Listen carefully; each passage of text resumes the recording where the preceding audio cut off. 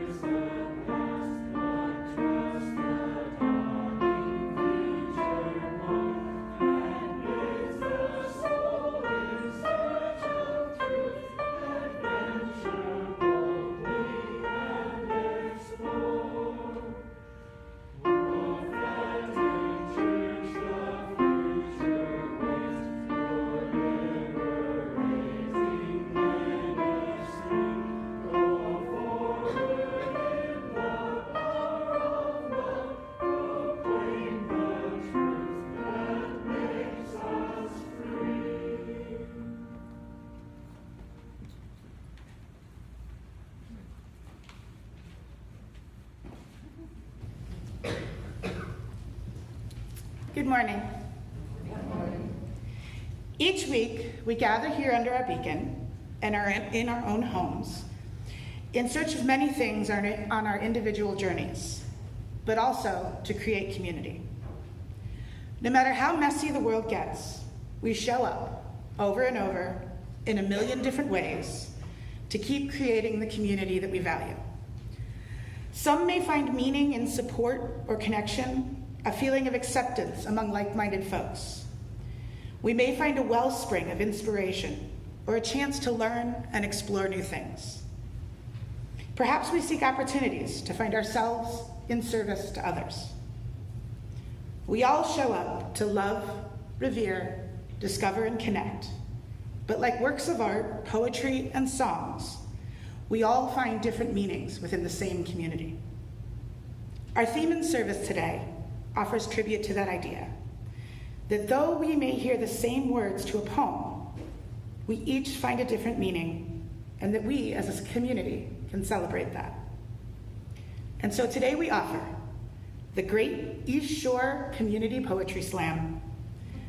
Our entire service this morning is primarily made up of poems, each selected to represent different ideas of community. but offered with no explanation. Because this service and its ideas of community is not ours, but yours to explore. It is not what the poems mean to us, but what meaning they may bring to you and what they may spark within. In that spirit, Jared, would you light our chalice for us today? We light our chalice today with a poem called It Starts With a Spark by Linda Susan Ulrich. A quick flash that makes you doubt your senses, but then a tiny ember glows on the braided twine and brings a flame to life. Soon you find a candle sitting on a table, desolate until its wick touches yours. And suddenly the brightness doubles. In an instant, the warmth has grown. This intensified glow draws others like a beacon. 5, 10, 50, hundreds maybe. Not moths bent on self-destruction, but fellow travelers seeking the road ahead. The people begin to move forward, no matter how far the line stretches. No one is left to fend for themselves. Everyone makes progress, or no one does. In the distance, bands of other beacons now beckon, proof of other sparks that become blazes. The air crackles with anticipation as everyone approaches the center. There, the scales are balanced. There, the broken are healed. Now you know what it means to be love. Now you know what it means to illuminate the sky.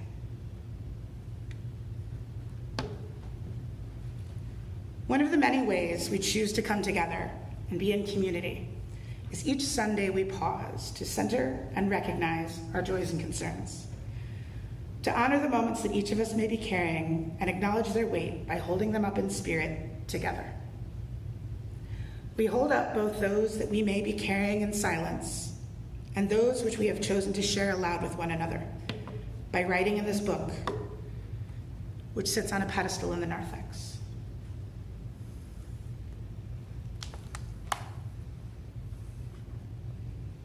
And there is nothing new today.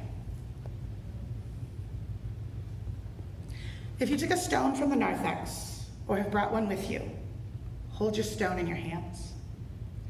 Feel its weight and strength against your palms.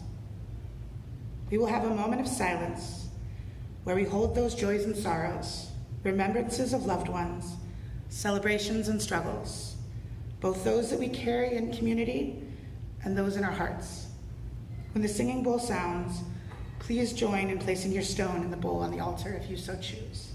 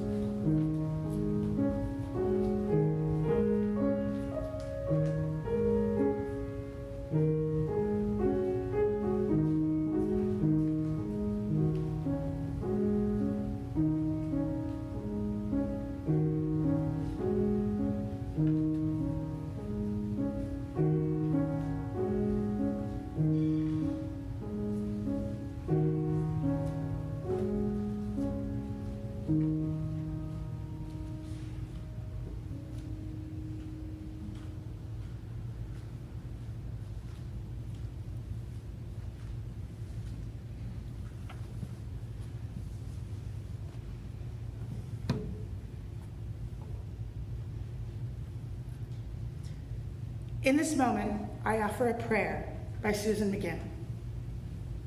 You are not alone, dear one. You are among all those who have walked this straining path before. You are not alone. You are with all of the wisdom of all of your ancestors who live, if nowhere else, in the cells of your body and breath, remembering you from the very beginning. You are not alone. You are with us. We are right there, smiling and shining upon you like starlight, holding and surrounding you in silence and song, forever renewing our faith in you. Amen.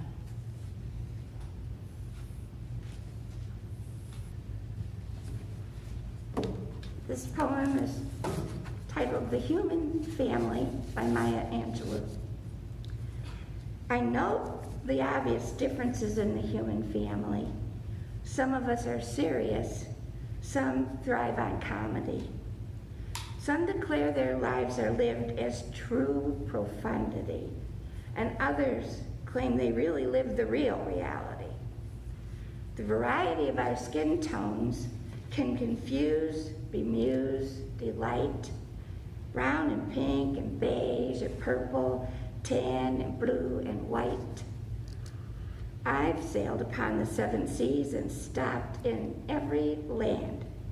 I've seen the wonders of the world, but not yet one common man. I know 10,000 women called Jane and Mary Jane, but I've not seen any two who really were the same. Mirror twins are different, although their features jibe, and lovers think quite different thoughts while lying side by side. We love and lose in China, we weep on England's moors, and laugh and moan in Guinea and thrive on Spanish shores. We seek success in Finland, are born to die in Maine. In minor ways we differ, but in major we're the same. I note the obvious differences between each sort and type, but we are more alike, my friends, than we are unalike. We are more alike, my friends, than we are unalike. We are more alike, my friends, than we are unalike.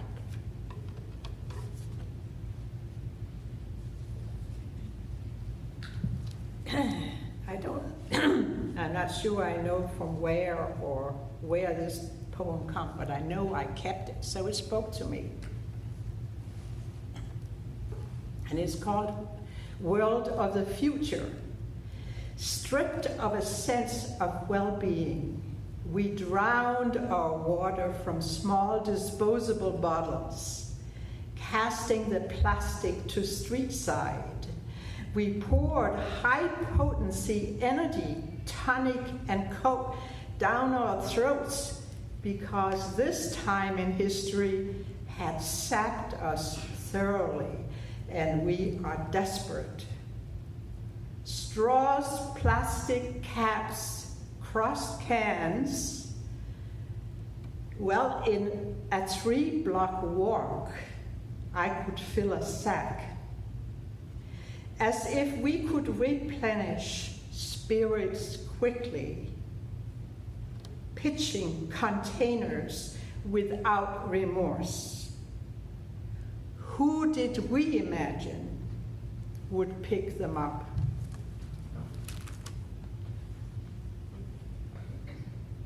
I have to take my mask off because my glasses.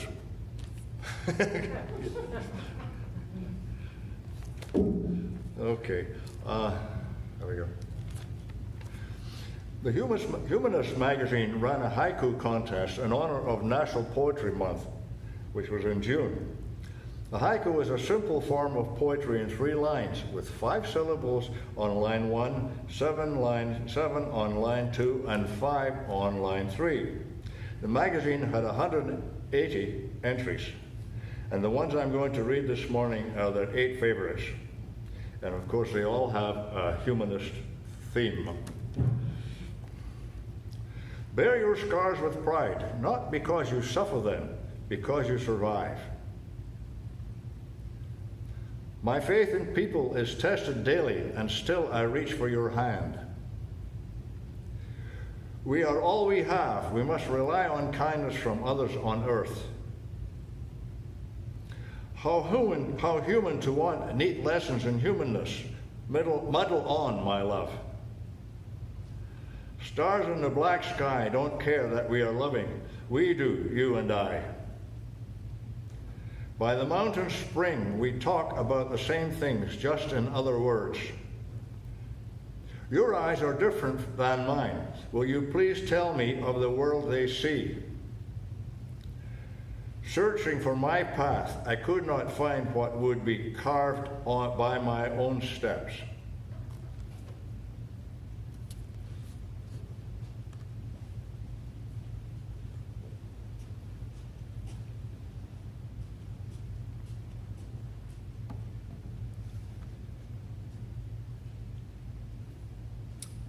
It's like when you did show and tell in first grade, and the 7-year-old boy stood before the class, so nervous and excited to offer you a piece of his life that is so important to him, in the hopes, no, the certainty, that it will be just as important to you. He introduces himself to the class for the 42nd time that year, and no one bats an eye, because that's just how you start these things. And then launches into a rushed explanation of what it is and why you should care, because he just wants to show you. Because when you see it, you'll know that this is it. This is the thing that is most important in the world, and he has it. You want it. He offers 7 or 8 reasons why. That you share this opinion on things, but no, that's not it. That's you and I, not us. That you are all different, but united behind a single purpose. But no, that's not it either. It's never a single purpose. That this is the only place it could ever be found. But no, that's not it. It is found everywhere, and nowhere at all. That it brings peace and tranquility. But no, that's not it. It also brings pain and growth. That what you already have is not enough. But no, that's not it. You are always enough, and you only add to what this is. That you have questions, and he has answers. But no, that's not quite it. The questions and answers are neither internal or external alone. That you will just have to trust him. But no, that's not quite it. But he was right all along. He cannot tell you what it means. He cannot tell you how it feels. His excitement was not ignorance, it was wisdom. You have to see it for yourself. Here, let me show you.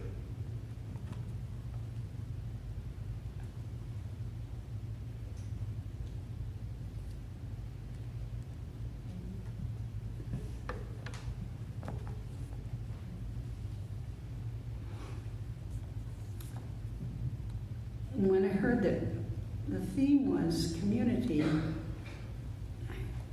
this poem by a friend of ours stood out to me, and even though it isn't quite the kind of community that we think of as a community, it's a very unique kind of community. I don't know if you know, if any of you have been involved in a flash mob or know what a flash mob is. I think probably most of you do. There are a lot of flash mobs shown on TV, on YouTube. But John and I were part of a flash mob in Europe one time, and it really struck us. We were in a kind of a plaza, and there were people wandering all about, disparate people, going about their own ways, and then suddenly somebody stood up. We heard music starting, And this is the where this poem starts. The plaza is alive with people in the sun. A man lifts his clarinet to begin a vamp. 1, 2, 3, 1, 2, 3. A cello player joins him. Violinists, viola, bass, tuba, trombone, and finally a conductor. Trumpeters appear on balconies, join in a waltz that rises above the rooftops. Merchants come out of their shops. Security guards appear. Everyone always sways to the rhythm. Two bold couples command the center and waltz grandly. Two women in babushkas dance modestly together. Two young men join as a couple. 1, 2, 3, 1, 2, 3. Couples break, find new partners. Women invite kids to dance. Everyone joins, arms high, fingers snapping, music climbs till the waltz finally ends in a dizzying coda. Everyone laughs, applauds, kids high five, musicians bow and pack up their instruments. People drop coins in a violin case, grateful for the gift in the sunlit space.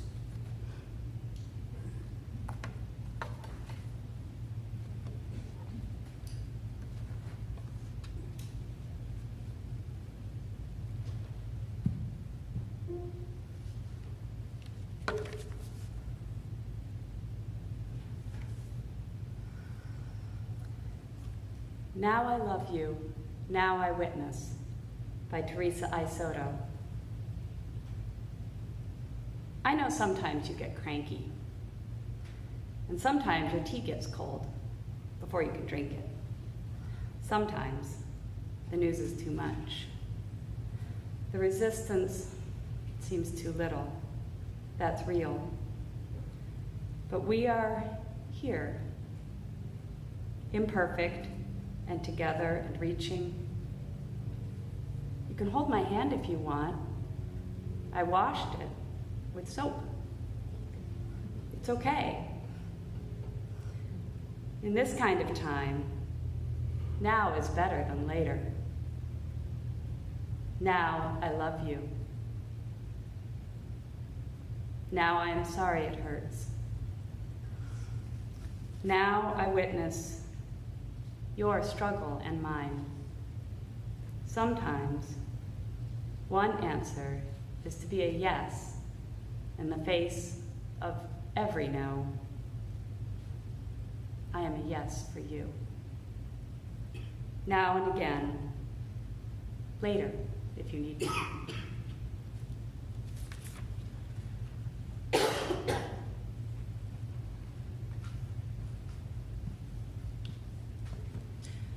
This poem was sent in and written by our very own May Kowalki.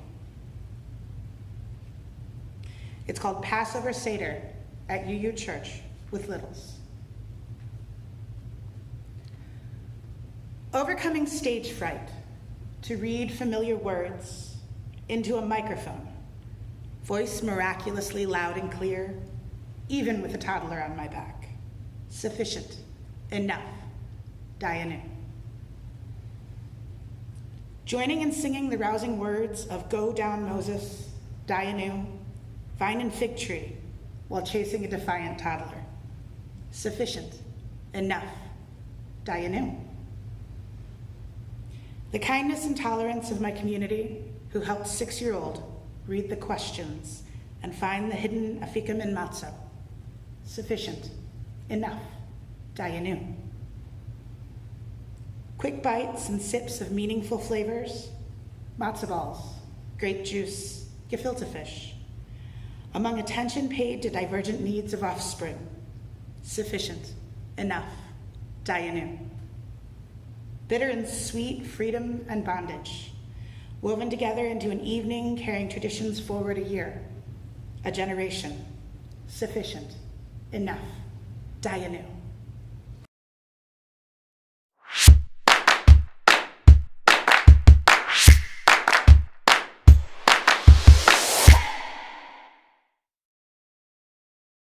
stepping in for Carol Clement, she sent in this poem she wrote called A Salute with Thumb to Nose to Corona COVID-19.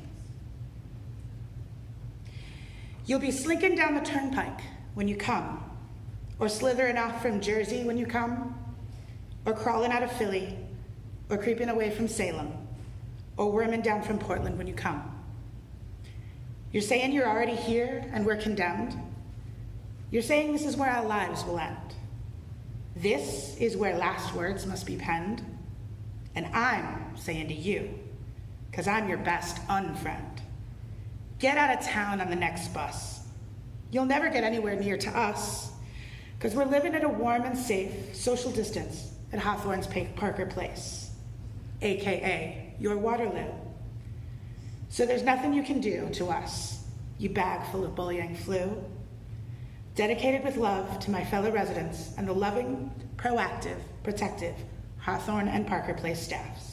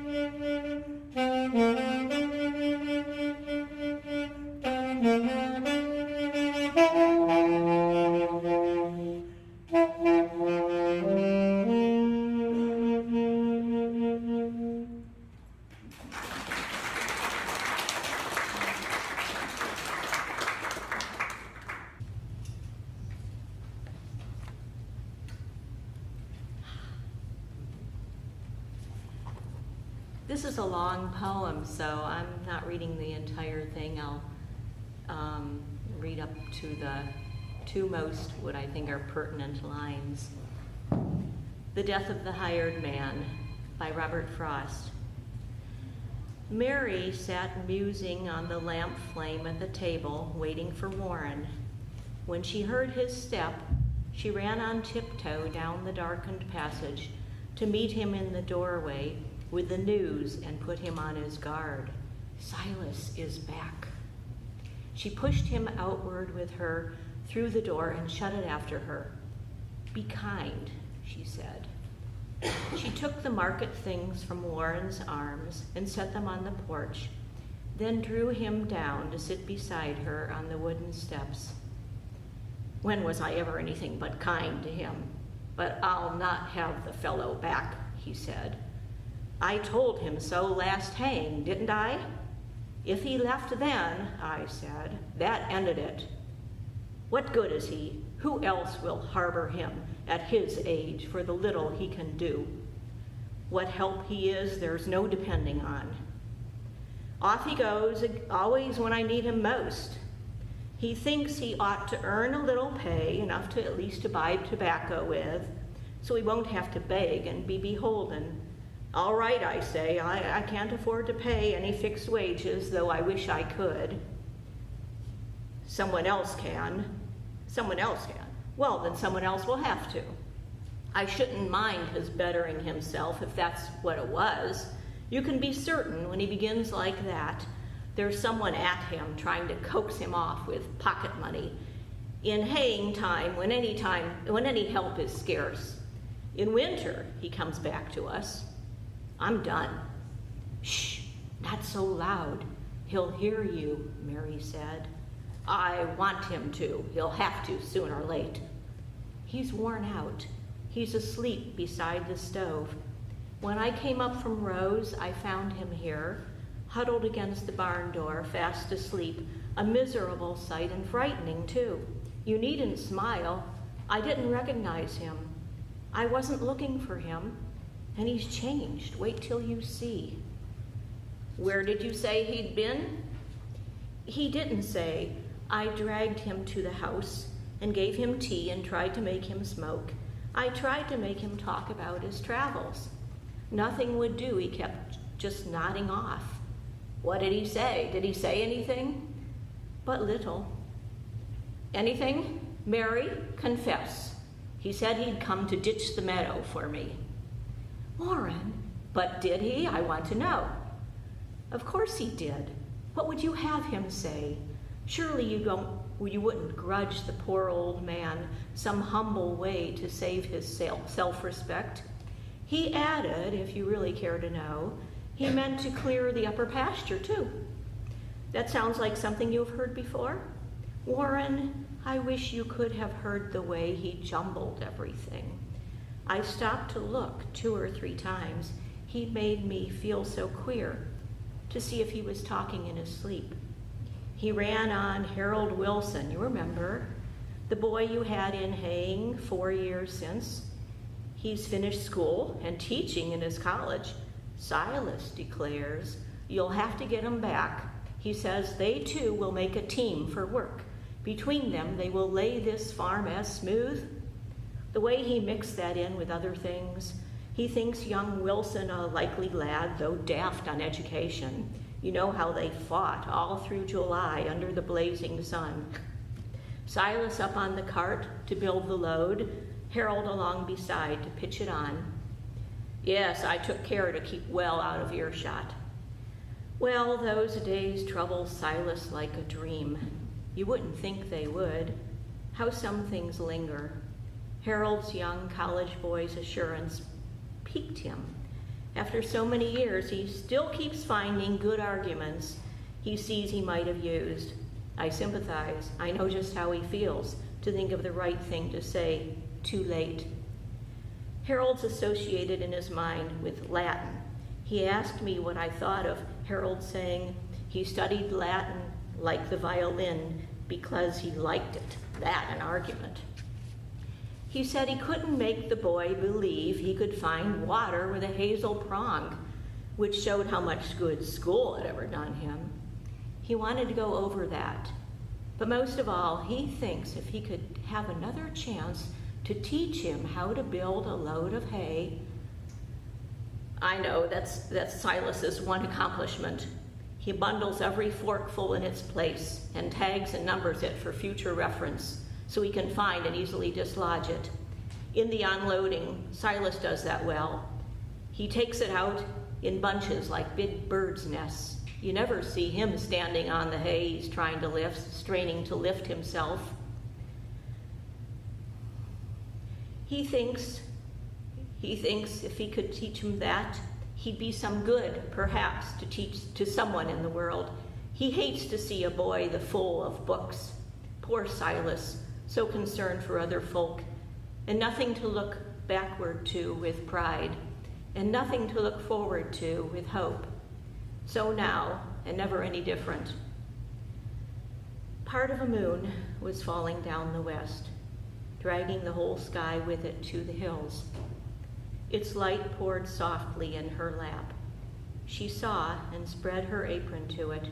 She put out her hand among the harp-like morning glory strings, taut with the dew from garden bed to eaves, as if she played unheard some tenderness that wrought on him beside her in the night.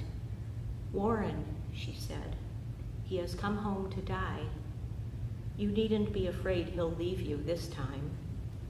Home, he mocked gently. Yes, what else but home? It all depends on what you mean by home. Of course he's nothing to us any more than was the hound that came a stranger to us out of the woods, worn out upon the trail. Home is a place where, when you have to go there, they have to take you in. I should have called it something you somehow haven't to deserve.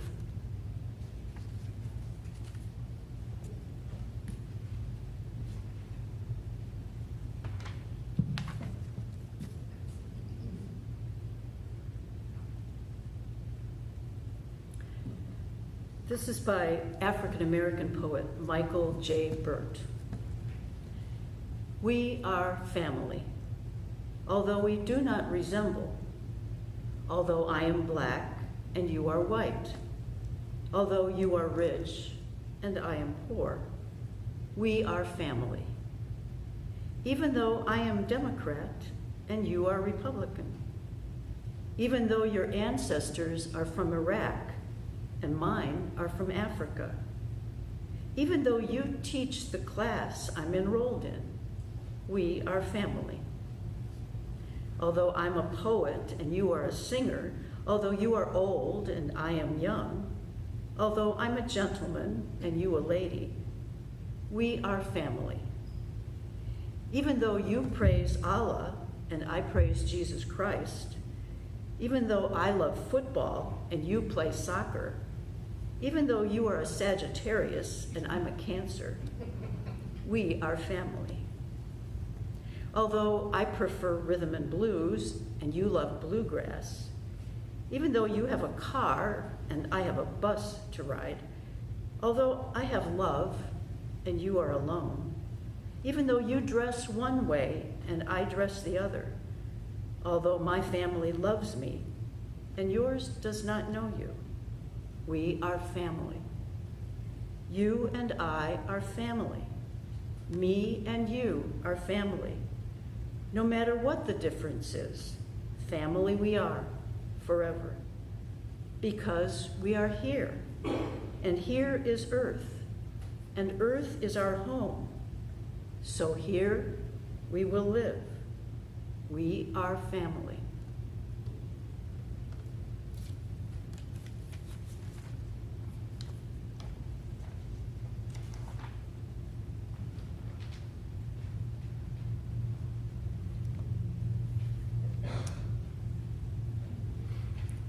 This poem is called Let the Artists Win by Bob Janice Dillon. I vote we let the artists win. The ones covered in paint from their last attempt to smuggle across the beauty of a fruit bowl. The 14-year-old rapper learning to spit, throwing life's chaos on the rhythm wheel, uncovering the shapes that live on after the next break. I say we let the food bank volunteers win. The ones always carrying around their agenda for the meeting, waging campaigns to stock shelves with bread. I would like to see the nurses extend their string of victories, from the hospital bed to the nation's boardrooms, until we care for each other as if death was inevitable and mercy was the only thing that made the rounds bearable. I say we let the kindergarten teachers win, as they raise up small edifices for the beauty words will never capture or reveal. Maybe even let the hopeless drunkard win sometimes, when she cries into her beer and declares it's all too much. I will let the grandmothers win when they tell the old stories that hold me in their keeping. And the children yelling, play, play, the ones who have already cost us so much of our final productivity, the only tyrants who can command the true attention of the wise.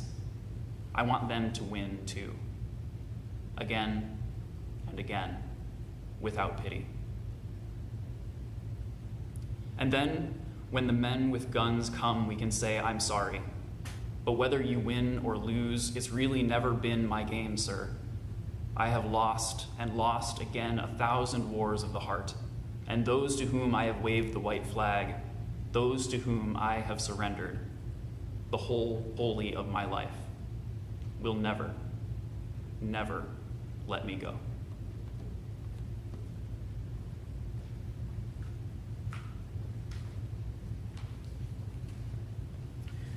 My poem is called Faith.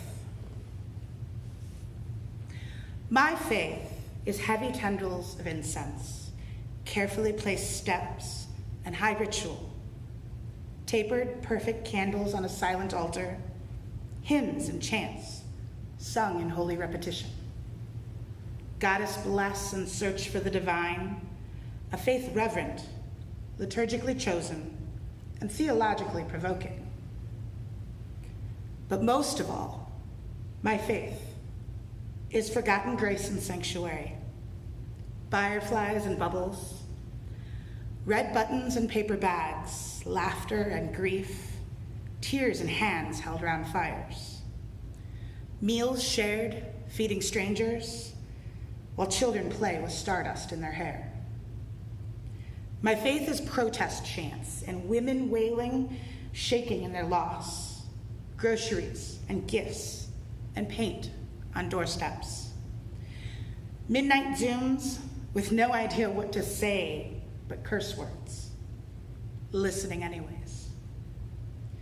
Meeting people where they are and letting myself be where I am. Babies and funerals and every beautiful, painful, joyful, ridiculously messy moment in between. My faith is decades and moments, the future and the past, constant change mixed in with spontaneous tradition. Dishes and dancing, stones in my hand, and pockets, and bags, and car. Paradoxical truths. Prophetic wisdom balanced with sarcasm and dark humor and vulnerability.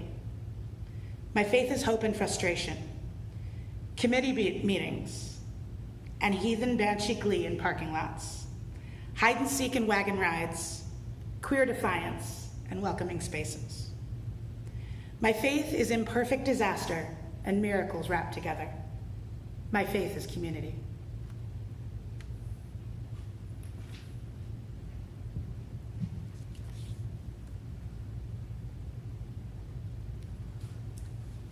Contact by Gordon B. McKeeman. I stretch forth my hand, knowing not what I shall touch. A tender spot, an open wound, warmth, pulsing life, fragile blossoms, a rock, ice. I am tentative, trembling, wishing to avoid hurt, wanting to link my life with life. Lonely, I desire companions. Naked, I long for defenders. Lost, I want to find, to be found. Will I touch strangers, or enemies, or nothing? My hand is withdrawn, but still it touches my vulnerable skin, my furrowed brow, my empty pocket, my full heart. Do others reach, tremble, withdraw? Do they desire, long, seek? Are they lonely, fearful, lost? Will they grasp a tentative, trembling hand? I stretch forth my hand, knowing not what I shall touch, but hoping.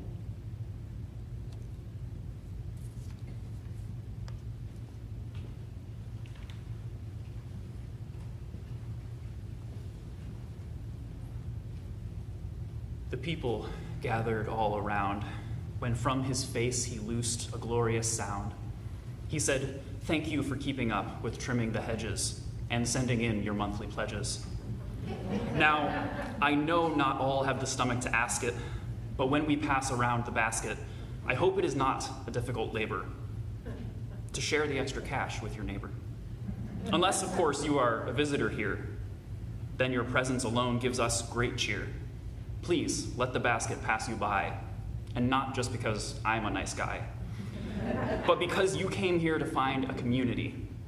And before we ask for a single penny, we want to welcome you and ask what you seek, to help you find where your faith home might be. Thank you for all, whatever you do. Ushers, arise. We are counting on you. The call's going out.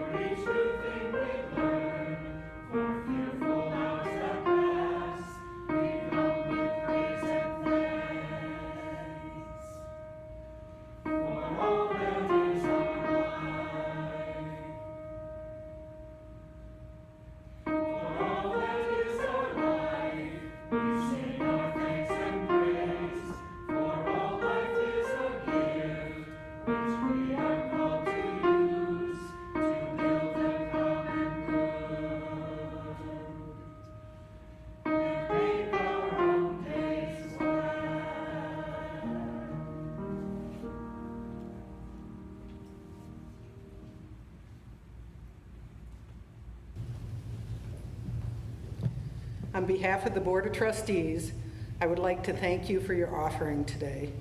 We commit to using these gifts responsibly to further the work and mission of East Shore, our mission to love, revere, discover, and connect. And for those who are willing and able to please rise and join us in the closing hymn, number 414, as we leave this friendly place.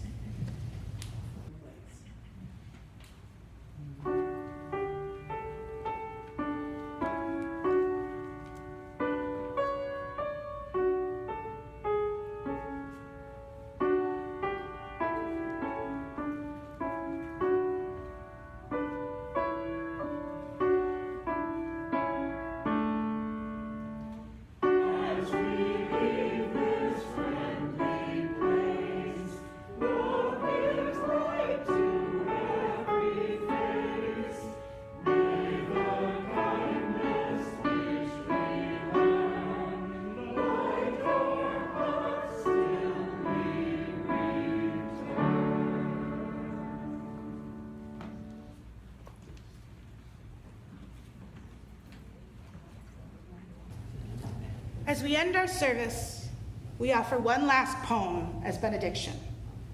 In the wise words of Shel Silverstein, listen to the mustn'ts, child. Listen to the don'ts. Listen to the shouldn'ts, the impossibles, the won'ts. Listen to the never haves, then listen close to me. Anything can happen, child. Anything can be. If you are willing and able and comfortable, we join hands for a bond of union.